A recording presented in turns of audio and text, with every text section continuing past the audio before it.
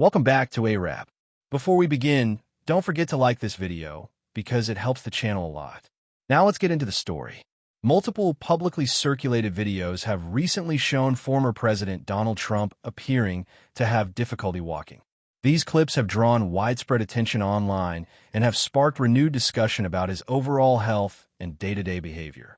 This comes shortly after a detailed report from the New York Times that examined changes in his schedule, his visibility, and the natural effects of aging as he serves his second term in office. The Times report does not make medical claims, but it does carefully document changes in his daily routine, travel frequency, and public appearances. Welcome back to ARAB, as promised. And remember to subscribe if you haven't already. It really supports the channel. The New York Times story, titled Shorter Days, Signs of Fatigue. Trump faces realities of aging in office, highlights several observable trends. Donald Trump, now 79, is the oldest person ever elected president in the United States. The article notes that Americans see less of him publicly compared to earlier years. Based on an analysis of his schedule, the number of official events he attends has gone down, and his travel, especially domestic travel, has also decreased compared to the same period during his first term in 2017.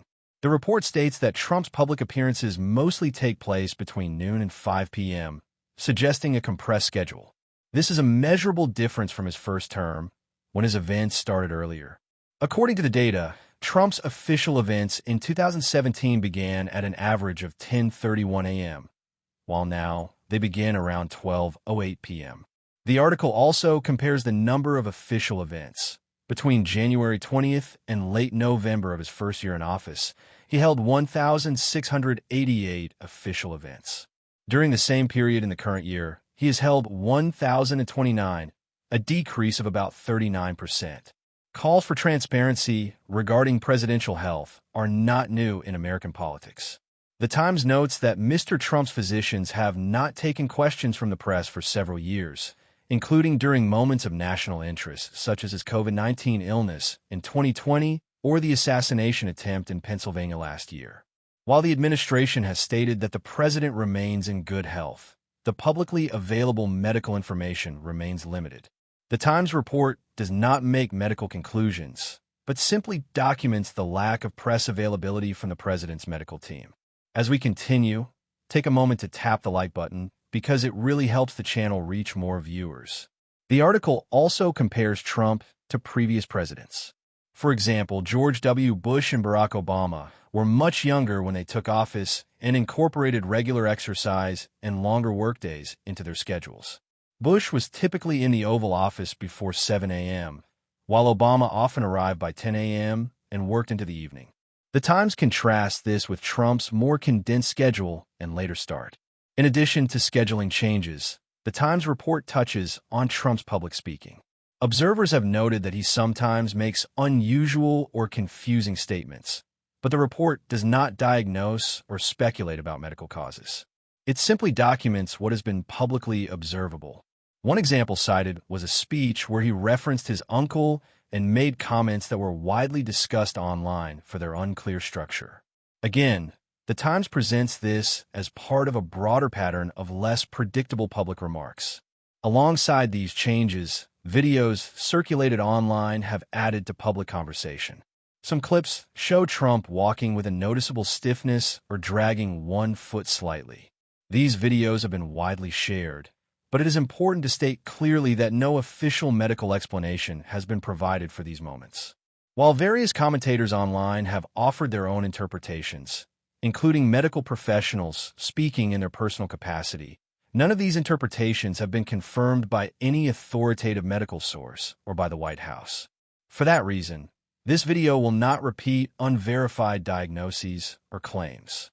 What can be stated factually is simply this. Several videos exist showing the president walking with some difficulty. These videos generated significant public discussion.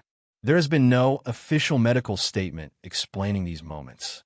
The New York Times report focuses on scheduling changes and age-related realities without making medical claims. During a recent press event, Trump had a tense exchange with a reporter who referenced official government findings about vetting procedures. The moment circulated widely online. Some analysts, including former officials, commented on the interaction and expressed concern about the tone and escalation. However, interpretations of his behavior vary widely depending on political viewpoint, and this script aims to remain neutral. The main point raised by the Times report is that aging affects every president differently. Some remain highly active, while others adjust their schedules as time goes on.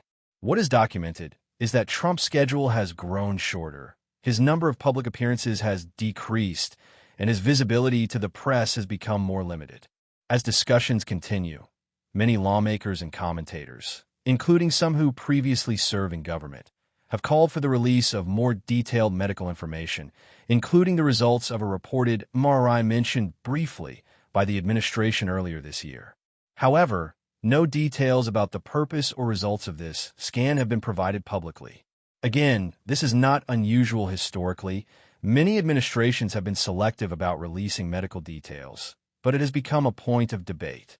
Before we wrap up, make sure to subscribe to the channel so you don't miss future updates. The article concludes by noting that the public is becoming increasingly interested in the physical capacity of leaders, especially as presidents trend older than previous generations. Major newspapers, including the New York Times, often shape the national discussion by deciding which topics receive serious coverage. And the fact that the paper is now focusing more directly on Trump's day-to-day functioning indicates that the subject will likely remain in public conversation. As these developments continue, the key takeaway is simply that verified information remains limited, public appearances have decreased, the president's schedule has changed, and videos have sparked further discussion. Beyond that, any claims about medical conditions would remain speculative unless confirmed by official sources. Thank you for watching, and, as always, don't forget to like and subscribe to support the channel and help it grow.